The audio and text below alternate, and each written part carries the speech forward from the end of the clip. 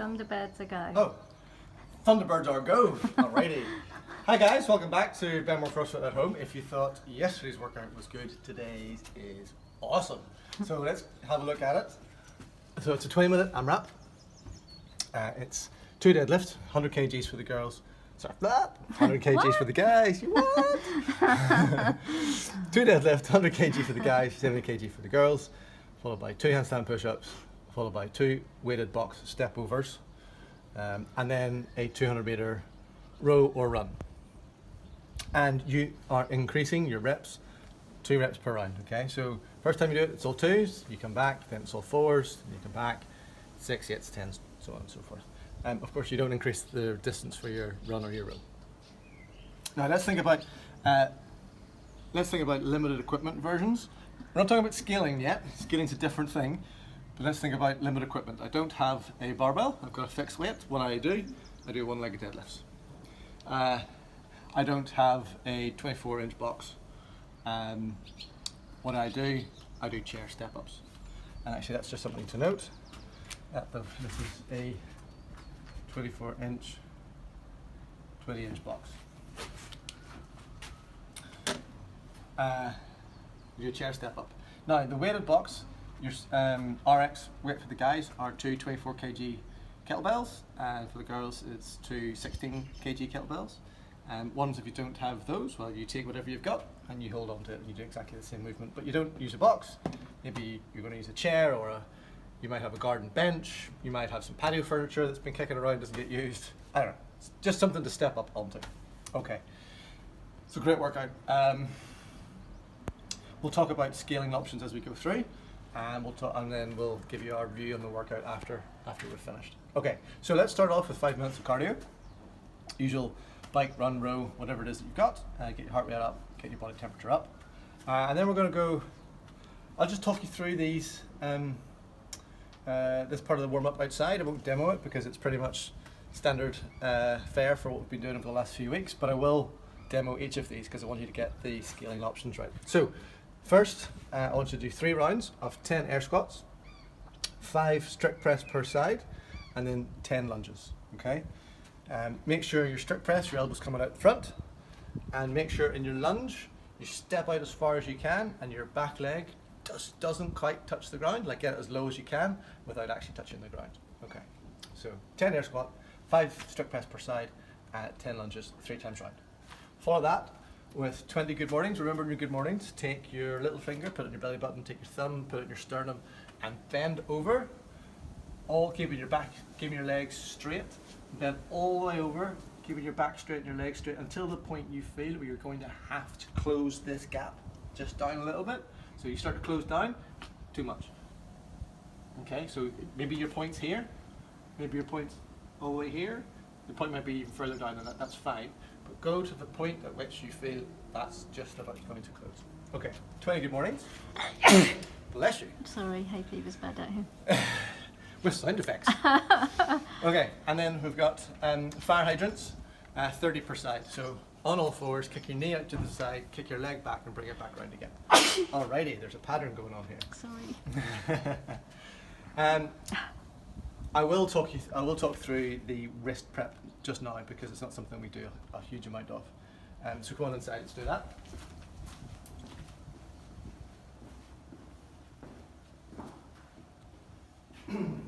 So wrist prep. We'll start off on all fours. Hands out in front of you.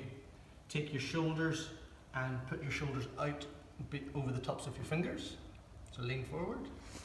And basically you're going to hold each of these positions for 30 seconds. Okay? Now you might do this, you might just go backwards and forwards. That's fine, whatever feels good. So that's position number 1. Position number 2 is turn your hands out by 90 degrees and left to right. We've got a hay fever sufferer in the background. And then we're going to turn our hands through 90 degrees again. And we're going to, this time the stretch will come when you come backwards, back and forward, back and forward. And then the last one, we're going to turn our hands we're going to turn it onto the back of our hands, and we're Again, we're going to get the stretch when we come back towards us.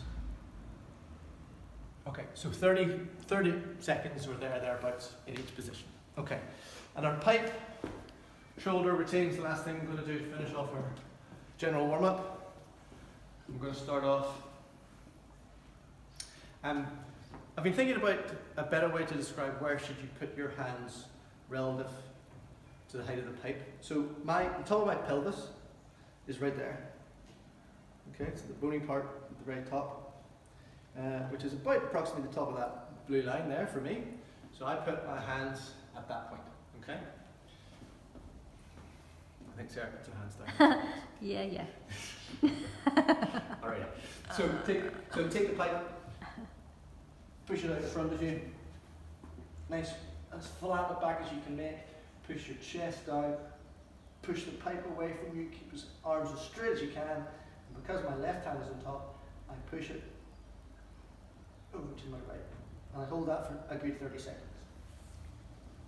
Then I go through the usual routine of pipe pass-throughs. So 10 pipe pass-throughs. It's one. Then I'm going to do 10 round the whirls, keep one side planted, bring my other arm right out in front of me, around the back. That's one. And then I'm going to do 10 going the other way. And then I'll finish off with 10 lat stretches, just like this. Again, exactly the same, but this time I've got the other hand on top. I'm going to push the pipe away from me. I'm going to push the pipe over to the right. Hold that for 30 seconds. Okay. So, general warm-up. Let's have a look at what we've got on the board for drills, skills drills. So, we're going to start off with our handstand push-ups, and we're going to work through this sequence, okay? And this will be how you determine what you're going to do in the in the workout if you can't do full handstand push-ups just yet, okay? So we're going to start off with some seated strict press. Then we're going to do some wall walks. Then we'll do some kick-ups. And then we'll do some handstand push-ups. So each of these are a progression from one to the next. And if you find that you can do this, but you can't do those, well then, and that's where you stop, okay? And that's what you will do in the workout. So pay attention to your body. Pay attention to where you get to, and don't feel that if you can't do a handstand push-up, you've somehow failed, and you shouldn't even try. You know, these are all progressions, okay? And you can't just start off doing handstand push-ups. Like you can't just turn up, do a handstand push-up, done. Unless of course you're some kind of gymnast and you've been doing them all your life. But okay, so pay attention to where it is that your body's telling you this is as far as I can go. So. Sounds like a giant dragonfly. All right, so we're going to take a weight.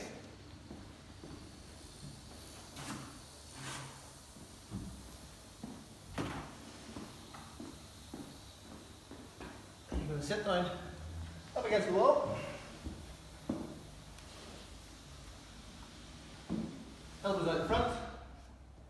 And you can push it over your head.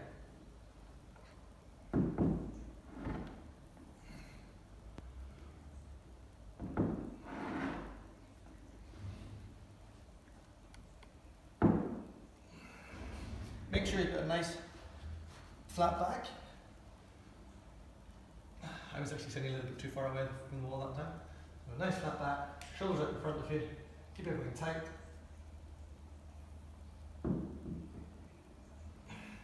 Done. So 2 sets of 10, just to warm up. You could use cans of beans or anything, couldn't you? Oh, you could use whatever you've got. I mean, absolutely. Cans of beans, jugs of water, whatever. Bags of sugar, no good. Alright. From there, probably wouldn't recommend you do this when you've got, prized family heirlooms hanging on the wall. The best place to do it is most likely on a closed kitchen door. Alright? The reason I say kitchens because it's all white clean and you can rub off the the marks you might leave from your feet. Just make sure the door is closed. And no one's going to come in. And if your door opens this way, don't be handstand pushing up against it. Do it on the other side of the door, okay? Because then you're always closing the door. All right. So, handstand walks. From there, so our first thing is strip press. Then from here, we're going to start off in a push-up position. So into plank. Lift one leg up, lift the other leg up. Now you might find this is it. This is as far as you can go. Fine. If you can,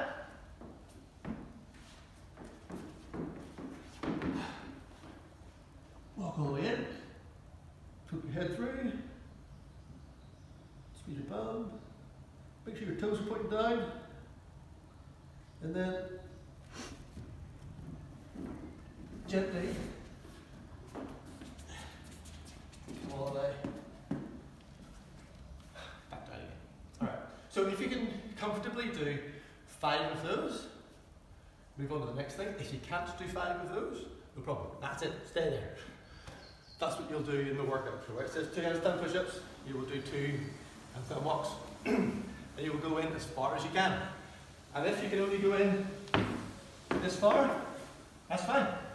If you can only go in this far, that's also fine. Okay. From here, we're going to practice kick-ups. Kick-ups. Make sure you've got enough space. What you do. Hands approximately 8 inches or so away from the wall. 8 to 10 inches away from the wall. I like to get, everyone has their own way of doing this. I like to get into my kind of sprinter position. And from here, you kick up, you pick our legs up, and poke our head through. So it looks something like this. You want to point your toes down. Squeeze your belly.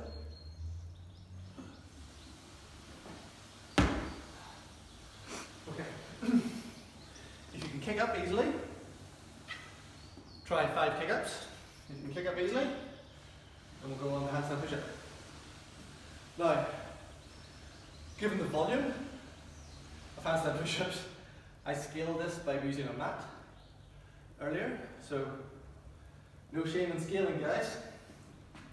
So, handstand push-up, like this. Hands in the same position, kick up in exactly the same way.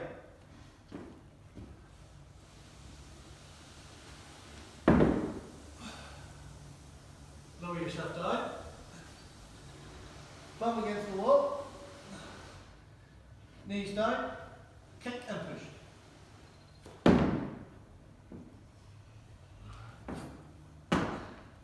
Okay. And if you can, do it without a mat. So those are your progressions. You're going to go from seated press, Wall walks, kick-ups, handstand push-up with a mat, handstand push-up without a mat. Okay, so wherever you can get to, that's the point, that's the place that you'll stop in the workout. So hopefully you can see there's a scale for everybody. Okay, we're all working along the same continuum, and hopefully you can see that there's something there for you. Okay, let's think about deadlift. So let's start off with, I have an odd object. I don't have a barbell. How do I do a 1-leg deadlift? Okay. Well, 1-leg deadlift. Essentially, you know the scales that we've been doing in slips? Our forward scale. So we start like this and we go all the way around. Whoops. Mm-hmm. Okay. That's it. But you do it with a weight. Alright, so you take your weight onto one foot, lean forward, keep your back straight. Lower the weight down. You might have a slight bend in your leg here, that's fine. Stand. And stand. Okay, so if you are doing those, one thing I forgot to say, make sure you're doing, if it's 2, you're doing 2 per side. When you get on the round of 4, it's 4 per side. Okay? So you're pretty much good to go. Then lastly, we have our deadlift. You can see our, maybe use Sarah's deadlift bar to demo just a moment. But deadlift, let's think about our foot setup. Foot setup is feet together, heels apart, toes apart. Where's my hands be? Hands should be thumbs width away from my thighs, like so. Where did I look when I'm deadlifting? I look just in front of me. And I go back with my bum back. And then from here, once the bar gets to my knees. Okay. What are my elbows doing? My elbows are pointing forward. What's happening with my shoulders? My shoulders are out in front of the bar. From this position, I push the ground away and stand up. Back down again. I push the ground away and I stand up. Okay, I'm just going to show you that with a little bit of weight. I'll use Sarah's bar. Hope you know that's a lot of weight, not just a little bit.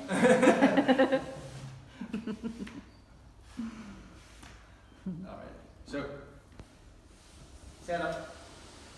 My feet are that width apart.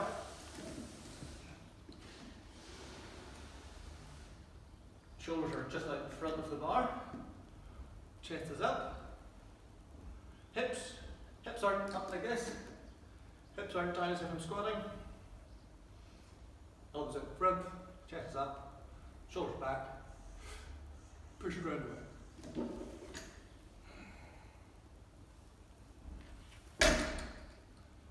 Push the ground away.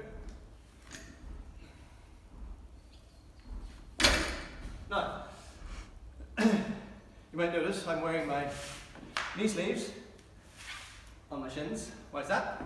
Because the whole time I'm deadlifting, the bar is ripping up my shins. You see that? The whole way up. And down. The whole way down. If the bar isn't touching you, it's too far away from you. If it's too far away from you, you're going to put a lot of pressure in your lower back. So think about dragging the bar up your shins.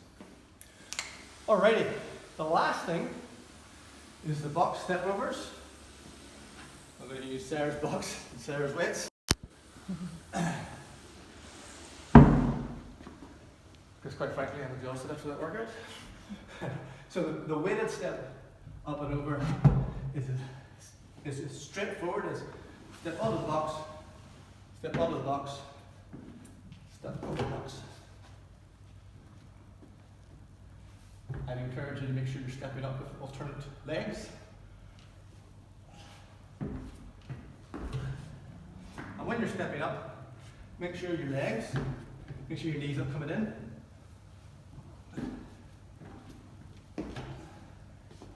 So on the way up, and pushing up, there's a tendency perhaps for your knee to collapse into the center. Just really push that out to the side. I find I have to really squeeze my bum. Yep, that's it. Squeeze your bum. Use your glutes. Exit workout. Alright, and then I think that's pretty much it. Let's go back out to the whiteboard, see what we've missed. Mm-hmm. Go on, I'll follow you. You follow me. Mm-hmm. So, deadlift. You might only have, if you aren't comfortable doing the one-legged, you could just sumo deadlift. And the sumo deadlift is really easy to know if you're doing it right or not. Simply stand over the weight. Put your hands on the weight. Don't pick it up. Make a really strong gorilla back. Pick the weight up. Stand up. Make a really strong gorilla back on the way down.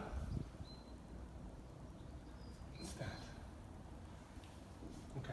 So you've got options there if you're not comfortable doing the one-legged deadlift. So that's a scaled version of that. For the barbell, make sure your bum is back the whole time. Like stick it back out the wall or the door, whatever it is you've got behind you. Try and push it as much as you can. And really think about your elbows. You want your elbows out facing directly in front of you, okay? Why is that? If your elbows are in facing each other, it means that your lats muscles aren't turned on. We need your lats turned on to engage your posterior chain to make sure that you're really safe when you're lifting. So, bum back, elbows. Boom. That's it. I think we're done, team. Sarah, feedback on the workout. Feedback on the workout was good. I enjoyed it. What did I do? I did 60 kilos. Sarah kicked my ass as well. I was quicker than you, but Yeah, I you didn't were. do Let's the just full- leave it I there. didn't do Let's the just full leave it leg there. row, Doesn't matter. so, Doesn't matter. Kick my I ass. did strict handstand push-ups, but with a mat and a plate below. Yeah. And then I used 12 kilo 212, kettlebells. yeah. But yeah, it was good. I got into, I think I got 5 reps of Good, you're around to my 12s. round of 12s Yeah, with my absolutely. deadlift. Anything Yeah, you'd that was good. It any was advice for the team? Sweaty one.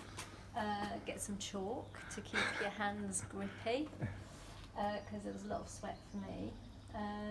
Yeah, I really have to focus on good form on the box. I find that's quite a struggle with the weight. So squeezing my butt and keeping my knee straight was really important in that. And as the reps increased, I was just sort of trying to create like a split between them, you know. So like my round of 8, I did 2 4s, and you know, just tried to keep consistent. But, There's a rally car going off next door. yeah, but that was it. Yeah, Yeah.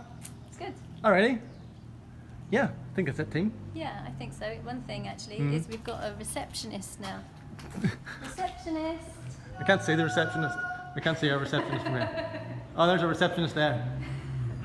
He's ready to take everyone's orders. Alrighty. That's it. I think that's us. Have a good session. Send us your pictures. Hope you enjoy it. See you later. Bye. Bye.